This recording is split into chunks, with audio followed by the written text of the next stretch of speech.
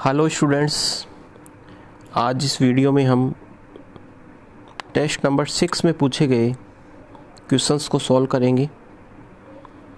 इस टेस्ट में आपसे पी ब्लॉक वाले चैप्टर के क्वेश्चंस पूछे गए थे।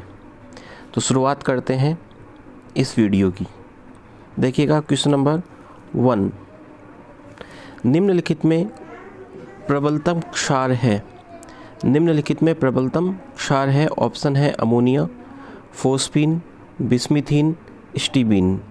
तो याद कीजिएगा, मैंने आपको बताया था कि वर्ग 15 के तत्वों के हाइड्राइडों में सबसे प्रबल क्षार अमोनिया होता है। सबसे प्रबल क्षार कौन होता है? अमोनिया। क्यों? क्योंकि अमोनिया में नाइट्रोजन परमाणु का आकार अपने वर्ग में सबसे छोटा होता है, जिस कारण से इस पर इलेक्ट्रॉन घनत्व सर्वाधिक होता है। और सर्वाधिक इलेक्ट्रॉन घनत्व होने के कारण अमोनिया के नाइट्रोजन के द्वारा लोन पेयर त्यागने की प्रवृत्ति सबसे ज़्यादा होती है। इसी कारण से अमोनिया सबसे प्रबल क्षार होता है वर्ग 15 के तत्वों के हाइड्राइडों में। क्रम क्या होता है? सबसे प्रबल अमोनिया, फिर फोस्फीन, फिर आर्सिन, फिर स्टीबीन और सबसे कम क्षारीय होता है बिस्मिथीन, BiH3। चलिएगा क्वेश्चन नंबर 2 देखिएगा। निम्नलिखित में कौन सी कमरे के ताप पर एक अक्रिय गैस नहीं है? तो हीलियम एक अक्रिय गैस होती है, आर्गन भी एक अक्रिय गैस होती है, और जो नाइट्रोजन है मीन्स डाई नाइट्रोजन, त्रिबंध की उपस्थिति के कारण कमरे के ताप पर क्या होती है? अक्रिय होती है। तो नाइट्रोजन या डाई नाइट्रोजन गैस भी एक क्या है? अक्रिय गैस है। इसका मतलब ये सारी की सारी गैसें ही क्या हो गई? अक्रिय हो गई। तो आंसर हो जाएगा कोई नहीं, है ना। हीलियम अक्रिय है, आर्गन अक्रिय है, और नाइट्रोजन भी क्या होती है? अक्रिय होती है, क्योंकि नाइट्रोजन में नाइट्रोजन के बीच त्रिबंध उपस्थित होता है, और इस त्रिबंध की जो बंध ऊर्जा होती है वो क्या होती है? उच्च होती है। और उच्च बंध ऊर्जा के कारण से नाइट्रोजन या डाई नाइट्रोजन गैस भी कमरे के ताप पर क्या होती है? अक्रिय होती है। चलिएगा क्वेश्चन नंबर 3, निम्न में सर्वाधिक इलेक्ट्रॉन लब्धि एंथैल्पी किसकी है? निम्न में सर्वाधिक इलेक्ट्रॉन लब्धि एंथैल्पी किसकी है?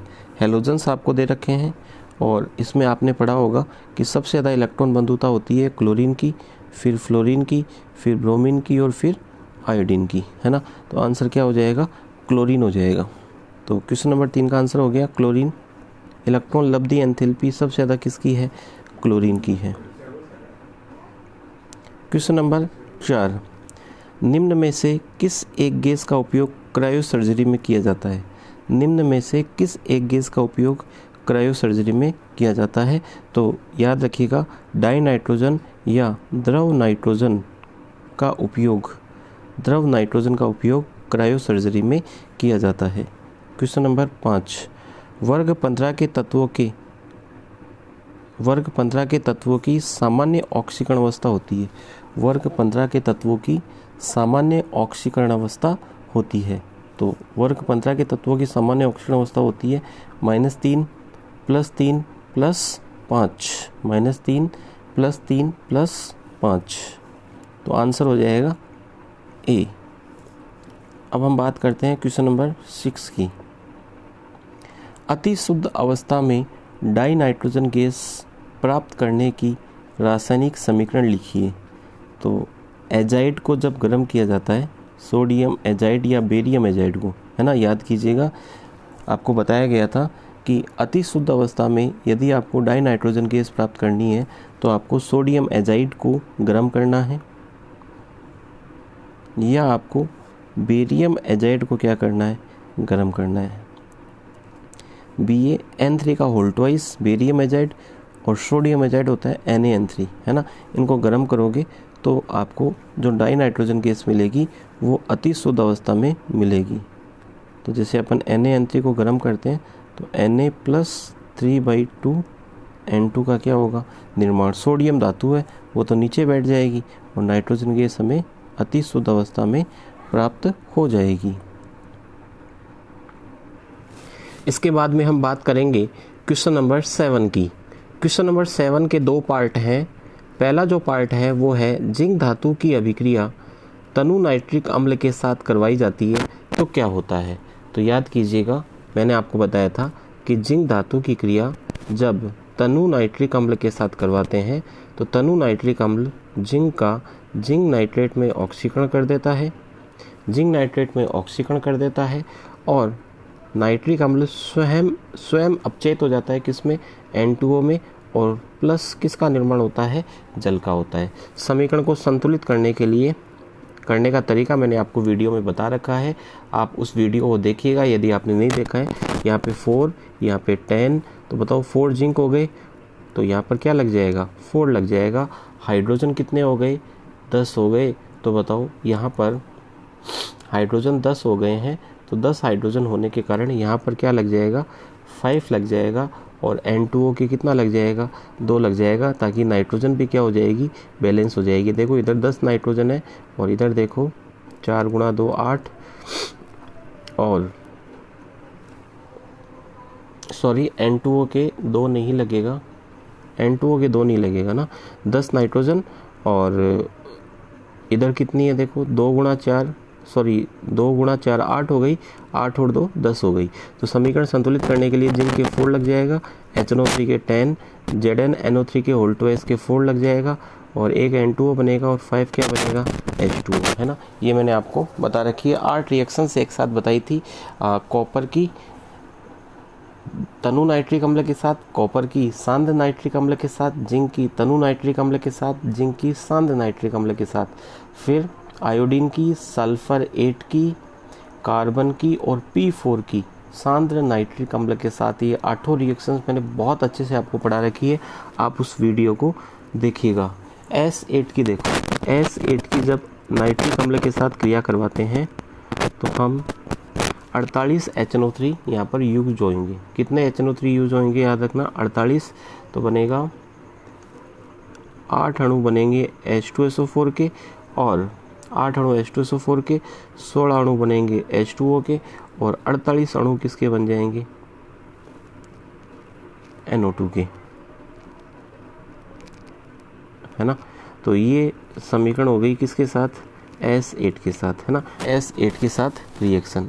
अगला क्वेश्चन है ओजोन गैस में दोनों ऑक्सीजन ऑक्सीजन बंध लंबाइयाँ समान होती है, कारण बताओ। तो आपको याद रखना है अनुनाद के कारण, किसके कारण, अनुनाद के कारण से ऑक्सीजन ऑक्सीजन बंध लंबाइयाँ ओजोन गैस में क्या होती है, समान होती है। ये देखो ये ओजोन गैस होती है इस प्रकार से, ये इसकी संरचना होती है 1 2 3 4 5 6 और 1 और 2, ये ओजोन गैस की क्या है, संरचना। अब इस संरचना को आप ऐसे भी लिख सकते हो, है ना। जो उपसंयोजक बंध होता है उसको आप सामान्य बंध से दर्शा सकते हो। यदि दाता पे प्लस लगा दो और ग्राही पे क्या लगा दो, माइनस लगा दो, ग्राही पे क्या लगा दो, माइनस, है ना।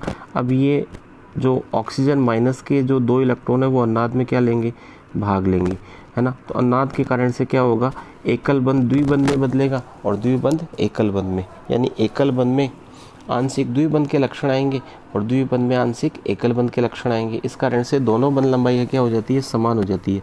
तो आपको डायरेक्टली याद रखना है कि ओजोन गैस में दोनों ऑक्सीजन ऑक्सीजन बंध लंबाई समान होती है, किस कारण से होती है, अनुनाद के कारण, है ना। और इसकी अनुनादी संरचनाएं आपको बना देनी है। फिर है ओजोन गैस की ऑक्सीकारक प्रकृति स्पष्ट करने वाली एक अभिक्रिया लिखो। तो ये आपको अभिक्रिया जो इसमें लिखनी है वो लिखनी है PbS + 4O3 = PbSO4 + 4O2, है ना। ये समीकरण आपको याद रखनी है, PbS + 4O3 = PbSO4 + 4O2। Question number 10 देखिएगा। HI एक प्रबल अम्ल है जबकि HF दुर्बल। इसका कारण ये है कि आयोडीन का आकार बड़ा होने के कारण HI बंध लंबाई ज़्यादा होती है और फ्लोरीन का आकार छोटा होने के कारण HF बंध लंबाई क्या होती है, कम होती है। बंध लंबाई जितनी ज़्यादा होगी बंध ऊर्जा उतनी ही क्या होगी, कम होगी। बंध लंबाई और बंध ऊर्जा एक दूसरे के व्युत्क्रमानुपाती होते हैं। तो बंध लंबाई ज़्यादा होगी तो बंध ऊर्जा क्या होगी, कम, और बंध ऊर्जा कम होगी तो बंध आसानी से टूट जाएगा। तो HI है ना, वो अपना प्रोटॉन तीव्रता से देता है, क्योंकि HI बंध लंबाई अधिक होती है किसकी तुलना में, HF की तुलना में, और बंद लंबाई अधिक होने के कारण HI बंद की बंद ऊर्जा क्या होती है, कम होती है, और बंद ऊर्जा कम होने के कारण आसानी से ये क्या कर देता है, प्रोटॉन त्याग देता है। यानी प्रोटॉन त्यागने की प्रवृत्ति HI की ज़्यादा है और HF की क्या है, कम। HI की क्यों ज़्यादा है, क्योंकि HI बंद लंबाई क्या है, ज़्यादा। बंद लंबाई ज़्यादा होने से क्या हुआ, बंद ऊर्जा क्या हो गई, कम हो गई, और बंद ऊर्जा कम होने से क्या हुआ, बंद आसानी से टूट जाएगा, और बंद आसानी से टूटने से क्या होगा, H+ आसानी से दान होगा। इसीलिए HI प्रबल अम्ल है और HF क्या है, दुर्बल। इसके बाद में 10 क्वेश्चन उम्मीद करता हूँ आपके समझ में आ गए होंगे। यहाँ तक के जो क्वेश्चंस हैं वो जल्दी से आप एक बार चेक कर लीजिएगा, फिर मैं आपको 11वें क्वेश्चन का आंसर बताता हूँ, है ना। P ब्लॉक का जो टेस्ट लगा है उसमें मैंने अकॉर्डिंग टू सिलेबस ही सारे क्वेश्चंस डाले हैं। यदि आपको वीडियो अच्छा लग रहा हो तो इसे लाइक कर दीजिएगा और शेयर करना ना भूलिएगा, ताकि इस कोरोना जैसी वैश्विक महामारी में, है ना, जहाँ बच्चे स्कूल नहीं जा पा रहे हैं, पढ़ नहीं पा रहे हैं, उन तक ये टेस्ट सीरीज अगर पहुँचेगी तो निश्चित रूप से उनको बहुत ज़्यादा इससे फ़ायदा होने वाला है। तो जल्दी से आप एक बार इस वीडियो को शेयर कर दीजिएगा और लाइक ज़रूर कर दीजिएगा, ठीक है। चलिएगा हम बात करते हैं क्वेश्चन नंबर 11 की। क्वेश्चन नंबर 11 है कि क्या होता है जब डाइक्लोरीन गैस ठंडे व तनु सोडियम हाइड्रोक्साइड के साथ क्रिया करती है। तो याद रखिएगा, मैंने आपको बताया था कि NaOH + Cl2, है ना, ये कैसा है, ठंडा व तनु है। जब Cl2 के साथ क्रिया करता है तो बनता है NaCl + NaOCl प्लस बनता है H2O, प्लस क्या बनता है, H2O। समीकरण संतुलित करने के लिए यहाँ पे क्या लगा देंगे, 2 लगा देंगे। तो यहाँ पे 2 Na हो गए और यहाँ पर भी कितने Na हो गए, 2। ऑक्सीजन कितने हो गए, 2। यहाँ पर भी कितने हो गए, 2 हो गए। हाइड्रोजन कितने हैं, 2। यहाँ पर भी कितने हाइड्रोजन, H2O निकला है ना, तो 2 हो गए। और Cl कितने हैं, 2। तो यहाँ पर भी Cl कितने हो गए, 2। तो ये रिएक्शन आपको याद करनी है। याद रखिएगा, गर्म व सांद्र NaOH अगर दिया हुआ हो तो उसमें NaOCl के स्थान पर NaClO3 बनता है। इसके बाद में 11वां क्वेश्चन आपको समझ में आ गया होगा। 11वें क्वेश्चन के अंदर आपको ठंडे व तनु NaOH के साथ अभिक्रिया लिखनी थी। अब हम बात करेंगे क्वेश्चन नंबर 12 की। 12वां क्वेश्चन है, डेकोन प्रक्रम की रासायनिक समीकरण लिखिए। तो डेकोन प्रक्रम डाइक्लोरीन गैस बनाने का प्रक्रम होता है और इसमें हम HCl की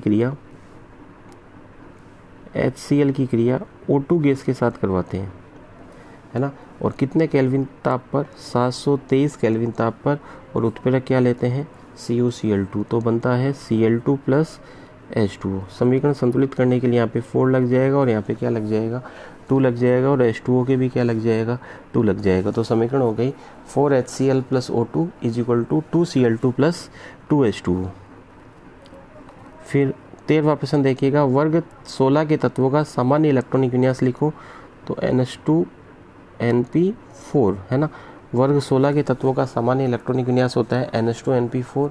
वर्ग 15 का पूछे तो NH2NP3। वर्ग 17 का पूछे तो NH2NP5। वर्ग 18 का पूछे तो हीलियम को छोड़कर NH2NP6 और हीलियम का क्या होता है, 1s2। क्वेश्चन नंबर 14 है, R3PO का निर्माण होता है, R3NO का निर्माण नहीं होता, इसका कारण बताओ। तो देखो, फॉस्फोरस होता है ना, उसके पास में रिक्त D कक्षक उपस्थित होते हैं। फॉस्फोरस के पास रिक्त D कक्षक उपस्थित होते हैं, नाइट्रोजन के पास रिक्त D कक्षक उपस्थित नहीं होते। फॉस्फोरस के पास रिक्त D कक्षक उपस्थित होने के कारण फॉस्फोरस अपनी संयोजकता का विस्तार 3 से 5 तक कर सकता है, लेकिन नाइट्रोजन के पास रिक्त D कक्षक नहीं होते, इस कारण से अपनी संयोजकता का विस्तार नहीं कर सकता। इसी प्रकार का एक और क्वेश्चन होता है कि NCl5 का निर्माण नहीं होता, PCl5 का निर्माण होता है। तो दोनों का आंसर यही जाता है कि फॉस्फोरस के पास रिक्त D कक्षक उपस्थित है, जिसके कारण यह अपनी संयोजकता का विस्तार 3 से 5 तक कर सकता है। नाइट्रोजन के पास रिक्त D कक्षक नहीं है, अतः यह अपनी संयोजकता का विस्तार 3 से 5 नहीं कर सकता। लास्ट प्रश्न है क्वेश्चन नंबर 15। वर्ग 15 के हाइड्राइडों में सबसे प्रबल अपचायक कौन होता है और क्यों।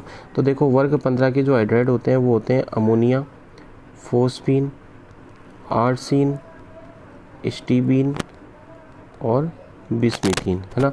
इसमें सबसे प्रबल अपचायक कौन होता है? बिस्मीथीन होता है, क्योंकि बिस्मिथ का आकार बड़ा होने के कारण BiH की बंध लंबाई सबसे ज़्यादा होती है, और बंध लंबाई अगर ज़्यादा होगी तो बंध ऊर्जा क्या होगी? कम, और बंध ऊर्जा कम होगी तो बंध आसानी से टूट जाएगा, और बंध आसानी से टूटेगा तो हाइड्रोजन को त्यागने की प्रवृत्ति बढ़ेगी, और हाइड्रोजन को त्यागने की प्रवृत्ति बढ़ेगी तो अपचायकता बढ़ेगी। तो याद रखिएगा, सबसे प्रबल जो अपचायक होता है वो बिस्मीथीन होता है, BiH3 होता है, और सबसे दुर्बल अपचायक कौन होता है?